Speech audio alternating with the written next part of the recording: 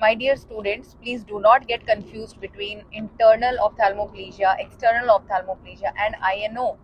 See, when we say ophthalmoplegia, we mean that the eye movements are not happening correctly. Now, there can be an external ophthalmoplegia, which is because of the extraocular muscle paralysis. There can be internal ophthalmoplegia, which is because of the ciliaris and the pupil muscles, the internal muscles that are controlling the pupil diameter, right? And then there is INO. INO is internuclear ophthalmoplegia. The fibers that are present between the two nuclei, the third nerve nucleus and the sixth nerve nucleus. These fibers are known as MLF, medial longitudinal fasciculus.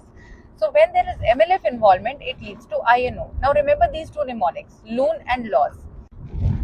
LUN stand for looking towards opposite eye leads to opposite eye going into nystagmus, and looking towards opposite eye, the same eye remains the same.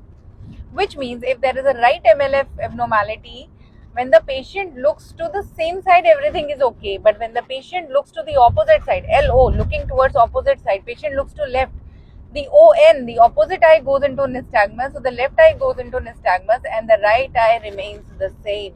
SS, the same eye remains the same, right?